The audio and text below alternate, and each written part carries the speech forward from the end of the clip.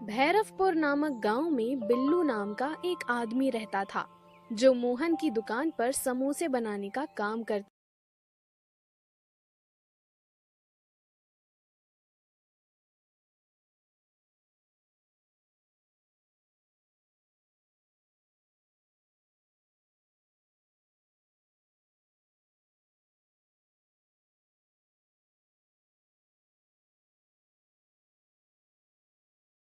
लेकिन क्या? मेरी तनख्वाह बहुत कम है, परिवार का गुजारा नहीं हो पा रहा है। हाँ हाँ ठीक है, बढ़ा दूंगा। मैंने बोला तो था कि अगले साल बढ़ा दूंगा। मालिक, आप हर बार यही कहकर टाल देते हैं। तनख्वाह बढ़ाने की बात तो तू ऐसे कर रहा है जैसे पैसे पेड़ पर उगते हैं। अरे बोल तो दिया, अगले साल बढ़ा दूंगा। लेकिन अभी क्यों नहीं? अभी तो आपकी दुकान भी अच्छी चल रही है, ग्राहक भी काफी आते हैं और मैं आपको शिकायत का मौका भी नहीं देता। आप मेरी स्थिति को समझिए मालिक, मैं अपने परिवार का पेट बड़ी मुश्किल से पाल पा रहा हूँ। तो क्या मैंने ठेका ले रखा है तुम्हारे परिवार का पेट भरने का? भाई समोसे पैक कर दो, जाके समोसे पैक कर दे। भाई ये लो आपके समोसे। चटनी भी देना। हाँ ये लो भाई। मालिक, क्या है, क्यों दिमाग खा रहा है बार बार? आप ये मत भूलिए कि यहाँ के जो समोसे इतने ज्यादा बिकते हैं और दूर दूर से लोग इन्हें खाने आते हैं, वो मैं ही बनाता हूँ। मैं इन्हें बनाने में इतनी मेहनत करता हूँ और आपसे केवल कुछ ही रुपए बढ़ाने के लिए कह रहा हूँ। तो तू ये कहना चाहता है कि तेरे बनाए हुए समोसे से ही मेरी दुकान चलती है? मेरे कहने का गलत मतलब मत निकालिए मालिक। निकल जा मेरी दुकान से, कल से आने की जरूरत नहीं है तुझे। ऐसा मत कीजिए मालिक, मैं अपने बच्चों का पेट कैसे पालूंगा? मालिक रहने दीजिए, बेचारे को मत निकालिए।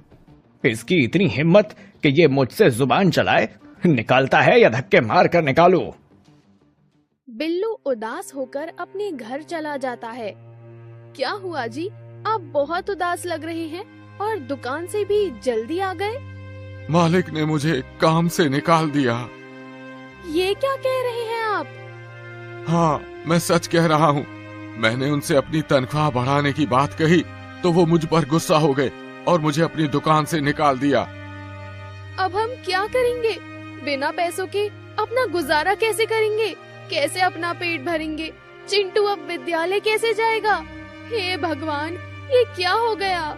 यही तो मैं भी सोच रहा हूँ, अब मैं क्या करूँ? बिल्लू उदास होकर अपने दरवाजे पर बैठ जाता है। इतने में बगल की श्यामा ताई आती है। क्या हुआ बिल्लू, तुम इतने उदास क्यों बैठे हो? क्या बताऊं ताई, समय ही खराब चल रहा है। मुझे मेरे मालिक ने समोसे बनाने के काम से हटा दिया है। मुझे तो कुछ समझ में ही नहीं आ रहा है, अब मैं क्या करूं, कहाँ जाऊं? दुकान से निकाल दिया तो क्या हुआ? क्या तू समोसे बनाना भूल गया है? ये भी कोई भूलने की चीज है? एक बार जो सीख लिया तो वो मैं कभी नहीं भूलता। बिल्लू, जब तुम इतने अच्छे समोसे बना लेते हो तो तुम अपनी खुद की समोसे की दुकान क्यों नहीं खोल लेते? हाँ, ये तो आप सही कह रही हैं श्यामा ताई। ये सुझाव मुझे क्यों नहीं आया? मैं तो फालतू का ही परेशान हो रहा था। पर एक समस्या है, मेरे पास इतने पैसे नहीं हैं कि मैं अपनी खुद की समोसे की दुकान खोल सकूं। इतने में बिल्लू की पत्नी सरिता वहाँ आ जाती है। मैंने कुछ पैसे बचा के रखे हैं, क्यों ना हम उसी से समोसे का सामान खरीद कर लाएं और घर पर ही दुकान लगाएं।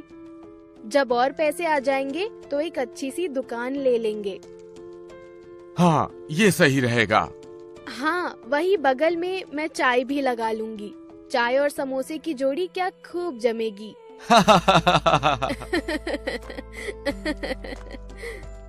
फिर बिल्लू और सरिता बाजार जाकर समोसे बनाने का सारा सामान लेकर आते हैं और अगले दिन से वो अपने घर पर ही दुकान लगाते हैं। आइए आइए, ताजा ताजा स्वादिष्ट समोसे खाइए और गर्मा गर्म समोसे के साथ चाय भी पीजिए। क्यों भाई बिल्लू, समोसे कैसे दिए?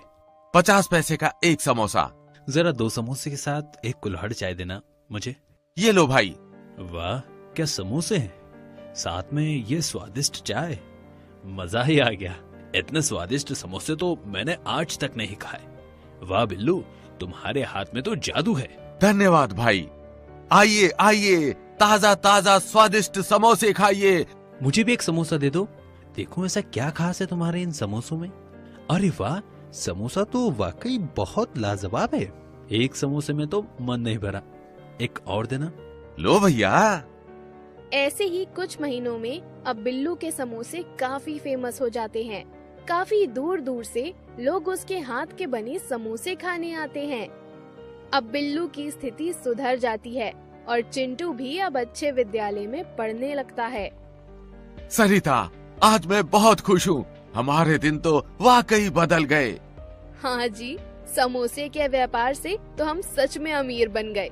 अब हम अपनी नई दुकान खरीद लेंगे और इसी तरह समोसे चाय बेचा करेंगे। बिल्लू और सरिता अब अपनी नई दुकान ले लेते हैं और सुबह शाम समोसे बेचा करते हैं।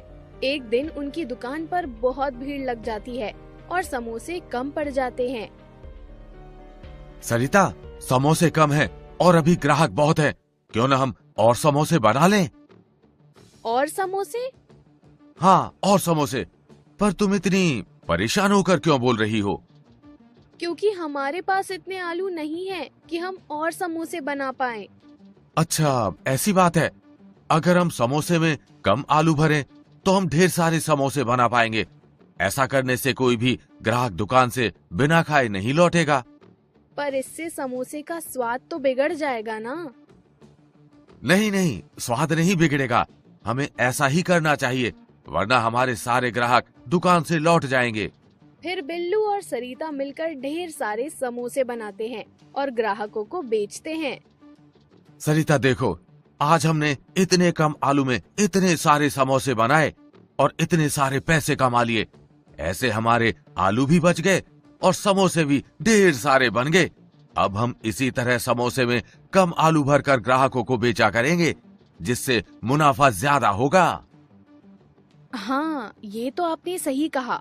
अब हम ऐसा ही करेंगे, जिससे समोसे भी ढेर सारे बनेंगे और आलू भी कम लगेंगे। पर क्या लालच करना सही है? इसमें लालच कैसा? जब हमें कम लागत में ज्यादा मुनाफा हो रहा है तो हमें ऐसा ही करना चाहिए। अब धीरे धीरे बिल्लू का लालच ऐसे ही बढ़ता चला जाता है। वो हर रोज कम आलू से ज्यादा समोसे बनाकर ग्राहकों को बेचने लगता है। एक दिन सरिता रास्ते चलते हुए बिल्लू से कहती है, अजी सुनते हो, जो आलू के पैसे बचते हैं, क्यों ना हम उन्हें एक गुल्लक में इकट्ठा करते जाएं? तुम ठीक कहती हो भाग्यवान, अब से हम ऐसा ही करेंगे। उस गुल्लक का नाम हम लोग बचत गुल्लक रखेंगे, जो हमारे घूमने फिरने के काम आएगा, क्योंकि कल से हमारा और सामान बचेगा। पर वो कैसे? अब क्या सोचा है तुमने?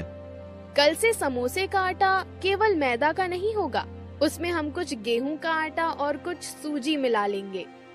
अरे ऐसे कैसे? अगर किसी को पता चल गया तो? आज तक तुम्हें पता चला कि मैं आटे में क्या क्या मिलाती थी। क्या तुम सच कह रही हो? हाँ, बिल्कुल सच।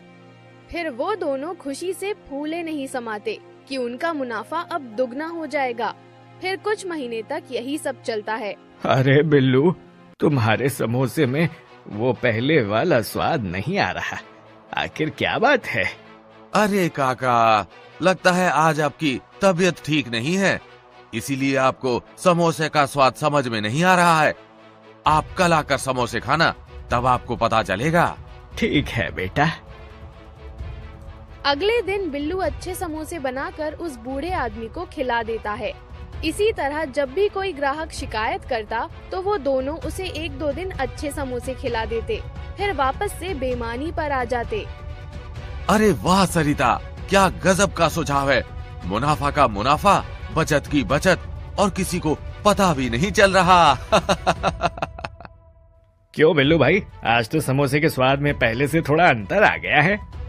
नहीं नहीं, मैंने तो वैसे ही समोसे बनाए हैं जैसे रोज बनाता हूँ। नहीं भाई, आज तो समोसे में आलू कम लग रहे हैं, इसी वजह से स्वाद भी अलग लग रहा है। नहीं नहीं भाई, हाथ ही है, कभी कभी कोई चीज कम ज्यादा हो ही जाती है। ग्राहकों को तो पता चल गया कि हम समोसे में आलू कम भर रहे हैं। तुम चिंता क्यों करती हो? हम अब कुछ दिनों तक पहले जैसे समोसे बनाकर बेचेंगे ताकि उनको शक ना हो हम पर। हाँ, ये सही रहेगा। इसी तरह दिन बीतते हैं। कुछ दिनों से बिल्लू का बेटा चिंटू अब बीमार रहने लगता है। सुनिए जी, चिंटू की तबीयत तो ठीक ही नहीं हो रही है। न जाने हमारे चिंटू को क्या हो गया है। हे ईश्वर, अब तू ही हमारी मदद कर। बिल्लू अपने बेटे की बीमारी को लेकर काफी परेशान रहता है। तभी एक दिन उसकी दुकान के सामने से एक साधु बाबा गुजरते हैं। प्रणाम साधु बाबा। आयुष्मान भव। लगता है आप बहुत दूर से आ रहे हैं। हाँ पुत्र। साधु बाबा, आपको भूख लगी होगी, आप कुछ समोसे ले लीजिए। हाँ पुत्र, भूख तो मुझे भी लगी है। लाओ, मैं तुम्हारे इन समोसे से अपनी भूख मिटा लूं। ये लीजिए बाबा जी। क्या बात है पुत्र, तुम बहुत परेशान दिखाई दे रहे हो। हाँ बाबा जी, परेशान तो मैं हूँ। मेरा एक बेटा है चिंटू, उसकी तबीयत ठीक ही नहीं हो रही है। मैंने वैद्य जी को भी दिखा दिया, लेकिन कोई फायदा नहीं हो रहा है। अच्छा, ये बात है। बाबा जी, यदि आपके पास कोई उपाय हो तो बता दीजिए, जिससे हमारा बच्चा ठीक हो जाए। तुम्हारे लालच से पैसे कमाने के कारण ही तुम्हारा बच्चा ठीक नहीं हो रहा है। लालच? हाँ, लालच। तुम अगर अपने बच्चे को सही सलामत देखना चाहते हो तो तुम्हें ईमानदारी से काम करना होगा। मुझसे बहुत बड़ी गलती हो गई बाबा जी। अब मैं अपनी लालच छोड़कर पूरी ईमानदारी से काम करूंगा। केवल इतना ही नहीं, अब तुम्हें एक और इम्तिहान में सफल होना होगा, तभी तुम्हारा बच्चा ठीक हो पाएगा। वो क्या बाबा जी? गांव के किनारे जो नदी है, वहां बरगद के पेड़ पर एक जादुई तोता रहता है, जिसका नाम नटखट तोता है। तुम्हें और तुम्हारी पत्नी को 11 दिनों तक उस जादुई तोते की सेवा करनी होगी। ठीक है बाबा जी, हम ऐसा ही करेंगे। बिल्लू अब अपनी पत्नी को लेकर उस बरगद के पेड़ के पास जाता है। ये पेड़ तो बहुत ही बड़ा है, यहाँ हमें तोता कैसे मिलेगा? एक काम करते हैं, पेड़ के नीचे दाने डाल देते हैं, वो तोता उन्हें खाने जरूर आएगा। अरे देखिए, वो नटखट तोता आ गया। सुनो नटखट तोते, क्या हम तुम्हारी सेवा कर सकते हैं? तुम दोनों कौन हो और तुम्हें यहाँ किसने भेजा है? बिल्लू और सरिता नटखट तोते को साधु बाबा के बारे में बताते हैं। ठीक है, अगर तुम्हें साधु बाबा ने भेजा है तो मैं उनकी बात नहीं टालूंगा। तुम दोनों कल से मुझे यही खाना देने आ सकते हो, लेकिन तुम दोनों एक बात याद रखना, मेरे बहुत नखरे हैं। क्या तुम मेरी सेवा कर लोगे? हाँ नटखट, हम पूरी कोशिश करेंगे कि तुम्हारा ख्याल हम अच्छे से रख सकें। हाँ, हम तुम्हें शिकायत का कोई मौका नहीं देंगे। अब सरिता और बिल्लू रोज उस नटखट तोते को खाना पानी देने जाते हैं और 11 दिनों तक लगकर उसकी सेवा करते हैं। तुम दोनों ने मेरी बहुत सेवा की है, मैं तुम दोनों से बहुत खुश हूँ। बताओ तुम्हें क्या चाहिए? हमारा बेटा बहुत बीमार है, हम तो बस यही चाहते हैं कि वो ठीक हो जाए। ठीक है, तुम दोनों अब अपनी लालच को छोड़कर पूरी ईमानदारी से अपने ग्राहकों की सेवा करो। जैसे जैसे तुम ग्राहकों को ईमानदारी से समोसे बेचोगे, वैसे वैसे तुम्हारा बेटा ठीक होता चला जाएगा। ठीक है नटखट, अब से हम ऐसा ही करेंगे।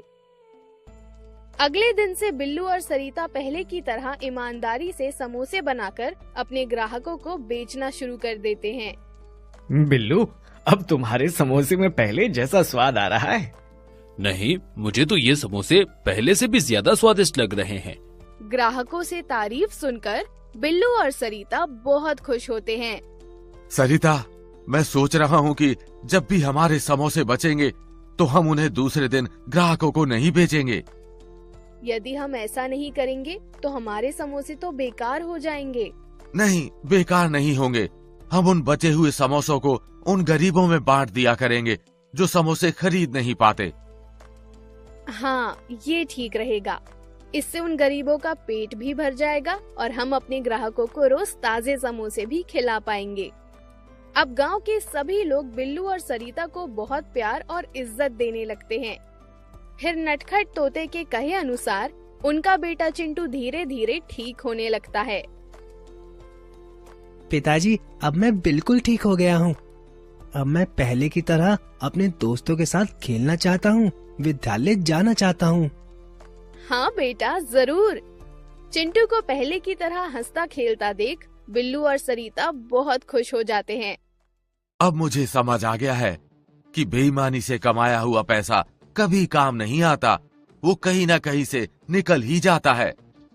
हाँ, सही कहा आपने।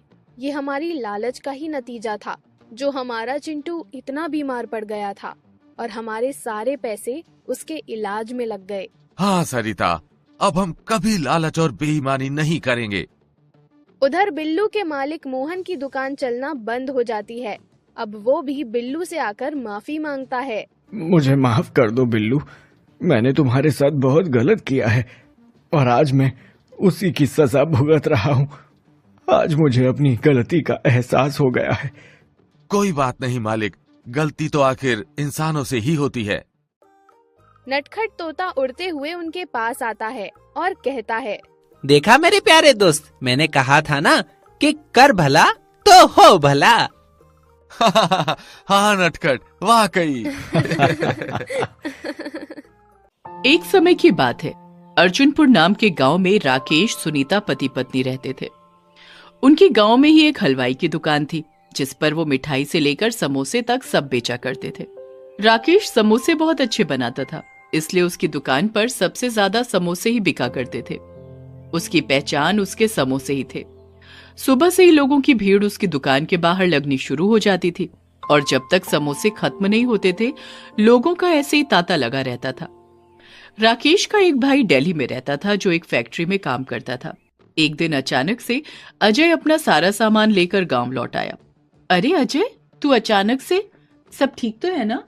नहीं भाभी, कुछ ठीक नहीं है। मुझे मेरे फैक्ट्री के मालिक ने काम से निकाल दिया है। अरे लेकिन क्यों? ऐसा क्या हुआ? फैक्ट्री में किसी ने पैसों की चोरी कर ली और शक फैक्ट्री में रहने वाले लोगों पर गया, जिसमें से एक मैं भी था। पर भैया, मैंने सच में चोरी नहीं की है, आपकी कसम खाकर कहता हूँ। अरे अजय, कसम खाने की कोई जरूरत नहीं है, मुझे तुम पर भरोसा है और तू चिंता मत कर। तू अब से हमारे साथ ही रहना। वैसे भी दुकान पर बहुत काम है, दोनों भाई मिलकर काम संभालेंगे तो दुकान और तरक्की करेगी। अजय और राकेश मिलकर अब अपनी दुकान पर बैठने लगे। राकेश ने अजय को समोसे बनाने की सारी विधि और कैसे उसके समोसे इतने स्वादिष्ट बनते हैं, सारे राज अपने भाई को बता दिए। राकेश दिल का बहुत ही अच्छा और ईमानदार आदमी था, इसलिए वो सभी को अपने जैसा ही समझता था। पर वो अपने भाई की नीयत से वाकिफ नहीं था। उसे नहीं पता था कि उसका भाई बहुत ही लालची और चालाक है। ऐसे ही 2 महीने बीत गए। अजय राकेश के पास रहकर अब सब कुछ सीख चुका था। अजय मेरे भाई, मुझे तेरी भाभी को लेकर डॉक्टर के पास जाना है। उसकी तबीयत कुछ ठीक नहीं है, तू दुकान देख लेना। हाँ, और कोई परेशानी हो तो मुझे फोन कर लेना। हाँ भाई, तुम चिंता मत करो, मैं सब देख लूंगा। राकेश सुनीता को लेकर अस्पताल चला जाता है और अजय दुकान पर बैठ जाता है। लोगों की भीड़ लगनी शुरू हो जाती है। अरे अजय, जरा 50 समोसे जल्दी से पैक कर दो ना। 50 समोसे? दावत है क्या? मेरे ससुराल वाले आए हैं दिल्ली से, उन्हें तुम्हारे समोसे बहुत पसंद है। आते ही फरमाइश करने लगे कि समोसे ला कर दो, इसलिए भागते भागते आया। लाओ भाई, जल्दी दे दो। ये लो भाई। ऐसे ही गांव के कई लोग समोसे लेते रहे। शाम को जब पैसे गिनने का समय आया तो अजय ने गल्ला खोला और उसकी आंखें फटी की फटी रह गई। गल्ले में बहुत सारे पैसे देख उसके मन में लालच आ गया। अरे बाप रे, एक दिन की इतनी कमाई! भाई, इसका मतलब कई सालों से नोट पर नोट छाप रहा है। मुझे तो पता ही नहीं था इतनी कमाई हो जाती है इस काम से। खामखा मैं कई सालों से वहां हड्डी गला रहा था, इससे अच्छा तो यहाँ गांव में कमाई हो जाती है। क्यों ना इसमें से कुछ पैसे रख लो, भाई को वैसे भी क्या पता चलेगा। अजय गल्ले में से कुछ पैसे चुराकर अपने पास रख लेता है और राकेश को कम पैसे दे देता है। राकेश को पैसे देखकर कुछ शक होता है, पर वो अपने भाई पर बहुत विश्वास करता था, इसलिए उसने चुपचाप वो पैसे अपने पास रख लिए। भाई, क्या हुआ? भाभी को लेकर डॉक्टर के पास गए थे ना आप? अरे अजय, मैं तुझे बताना ही भूल गया। तेरी भाभी पेट से है और जल्द ही इस घर में एक नन्हा मुन्हा मेहमान आने वाला है। क्या भैया, सच में? मैं बता नहीं सकता मैं कितना खुश हूँ। भैया आप अब ज्यादा चिंता मत करना काम की, मैं हूं ना, मैं सब देख लूंगा। हाँ ठीक है मेरे भाई, पर तू अकेला नहीं कर पाएगा। भैया मैं कर लूंगा, आप मुझ पर भरोसा रखो। ऐसे ही दिन बीतते रहे। एक दिन फिर सुनीता और राकेश डॉक्टर के पास गए। तब फिर वो दुकान की जिम्मेदारी अजय पर छोड़ गए। अजय ने काम को देखा और रात को फिर गले में से कुछ पैसे चुरा कर अपने पास रख लिए। ऐसे ही अब हर रोज करने लगा। एक दिन उसने अजय को रंगे हाथ पकड़ लिया। अजय, ये तू क्या कर रहा है? गले में से पैसे की चोरी कर रहा है? नहीं भाई, नहीं। देख अजय, झूठ मत बोल, मैंने अभी तुझे खुद अपनी आंखों से देखा है। भाई ऐसा नहीं है, मैं आपकी कसम खाकर कहता हूँ। तेरी कसम मुझ पर अब भरोसा नहीं है। अगर तुझे पैसों की जरूरत है तो मुझसे मांग लेना, लेकिन ये करने की क्या जरूरत है? तूने फैक्ट्री में भी चोरी की थी ना? तेरे मालिक से मेरी बात हुई थी। हाँ किया था मैंने। बोलो क्या करोगे? फैक्ट्री में चोरी भी की और यहाँ भी की। ये दुकान जितनी आपकी है उतनी मेरी भी है, तो मैं जो चाहे वो करूँ। ये दुकान तेरी कैसी हुई? हाँ भैया, जब आपने मुझे मजबूर कर दिया है तो मैं कह ही देता हूँ, ये दुकान मेरे पिता की है, क्योंकि उनका सगा बेटा मैं हूँ। आपको तो वो सड़क से उठाकर लाए थे। पता नहीं किसकी नाजायज औलाद हो आप, और सांप बनकर बैठ गए हो मेरे पिता की दुकान पर। ये दुकान हक से मेरी है और अब से मैं ही यहाँ बैठूंगा। आगे से तुम मुझे यहाँ नजर नहीं आना, समझ गए ना? अजय की बातें राकेश के घावों पर नमक छिड़क देती है, और जिस बात को वो बुरी याद समझकर पहले ही भुला चुका था, अजय उन्हें फिर से हरा कर देता है। सुनीता, आखिर मैंने कब अजय को अपने सगे भाई से कम समझा, जो आज मुझे ये दिन देखना पड़ा। आपकी कोई गलती नहीं है जी। अजय की आंखों पर अभी लालच की पट्टी बंधी है, इसलिए उसे कुछ दिखाई नहीं दे रहा, पर जिस दिन वो पट्टी हटेगी ना, उसे बहुत पछतावा होगा। अजय ने दुकान पर अपना पूरा कब्जा कर लिया, पर उसका लालच यही नहीं थमा। क्यों ना मैं समोसे में सस्ते आलू और सस्ते मसाले इस्तेमाल करूं, जिससे मेरा मुनाफा और बढ़ जाएगा और पैसे ही पैसे होंगे मेरे पास। अजय ने अच्छे आलू की जगह सस्ते आलू इस्तेमाल करने शुरू कर दिए। वो आलू जो बुरी तरह सड़ जाते थे, अजय उनसे अपने समोसे बनाता था, और मसाले भी वो नकली डालने लगा। तेल भी वो एकदम बेकार क्वालिटी का इस्तेमाल करने लगा। उसे अपने लालच के सामने कुछ नजर ही नहीं आ रहा था, पर इसके बावजूद उसकी बिक्री अच्छी हो रही थी, तो उसे कुछ फर्क नहीं पड़ा। वाह, मुनाफा तो बढ़कर 2 गुना हो गया। बस ऐसे ही काम चलता रहे प्रभु, फिर आप देखना मैं कैसे इस गांव में अपनी एक शानदार कोठी बनाता हूँ। ऐसी कोठी बनाऊंगा लोग देखते ही रह जाएंगे। अजय हर रोज ऐसे ही खराब बेकार समोसे बनाता और उन्हें ऐसे धड़ल्ले से गांव वालों को खिलाता। उधर राकेश इन सब चीजों से वाकिफ नहीं था और वो अपनी पत्नी की देखभाल में लगा हुआ था, पर अचानक से कुछ ऐसा हुआ जिसने उसका ध्यान भी खींच लिया। पूरे गांव वाले बीमार पड़ गए, सबको दस्त और फूड पॉइजनिंग हो गई। गांव में एक भी घर ऐसा नहीं बचा जिसमें कोई बीमार नहीं था। अरे भाई, ये गांव वालों को आजकल हुआ क्या है? कोई दिखाई ही नहीं देता। कैसे कोई दिखाई देगा? कोई यहाँ होगा तभी तो दिखाई देगा। कुछ तो बिस्तर पर पड़े हैं और कुछ अस्पताल में भर्ती है। क्यों, क्या हुआ? अरे तुम्हारे भाई की वजह से हुआ। उसने जब से तुम्हारी दुकान पर अपना हक जमा लिया, तब से उसने समोसे में बहुत ज्यादा मिलावट शुरू कर दी। खराब तेल, बेकार सड़े आलू और मसाले तो पूछो नहीं, उसमें शीशा तक पड़ा हुआ था। अब ऐसे में इंसान बीमार नहीं होगा तो क्या होगा? सब के सब बीमार पड़ गए और अस्पताल में भर्ती है। तुम्हारे भाई को भी फूड इंस्पेक्टर पकड़ कर ले गए और तुम्हारी दुकान पर भी ताला मार दिया। ऐसा कहकर वो आदमी वहां से चला जाता है। राकेश के पैरों तले तो जमीन निकल जाती है और वो सुनीता के पास जाता है। देखो जी, अजय ने जो किया वो सही तो बिल्कुल नहीं है, पर हम भी उसके कुछ लगते हैं ना, इसलिए हमारा फर्ज बनता है कि हम उसकी मदद करें। अजय का लालच केवल उस पर भारी नहीं पड़ा, गांव वाले सब बीमार हो गए हैं। हाँ जी, इसके लिए हम ऐसा कर सकते हैं कि गांव वालों के इलाज का खर्चा हम उठाएं। मानती हूँ जो उनके साथ हुआ उसको तो हम ठीक नहीं कर सकते, पर इससे हम उनकी कुछ तो मदद कर सकते हैं ना। राकेश और सुनीता सभी बीमार लोगों का खर्चा खुद उठाते हैं और अजय की जमानत भी करवाते हैं। अजय की आंखों में पछतावे के आंसू थे, इसलिए उसने अपने भैया भाभी के पैरों में पड़कर माफी मांगी। राकेश और सुनीता ने उसे माफ भी कर दिया और एक नई शुरुआत की। राकेश ने गांव में फिर से एक नई समोसे की दुकान खोली, जिसे दोनों भाई मिलकर संभालते थे और पूरी सफाई और ईमानदारी के साथ लोगों को समोसे बनाकर देते थे। राकेश पर क्योंकि लोगों का विश्वास बहुत ज्यादा था, इसलिए वो फिर से एक बार उनके समोसे खरीदकर खाने लगते हैं। दोस्तों आ ही गए हो तो चैनल को सब्सक्राइब कर देना और वीडियो अच्छी लगे तो लाइक और शेयर भी कर देना और बेल आइकन जरूर दबा देना ताकि आपको नए वीडियोस की नोटिफिकेशंस मिलती रहे।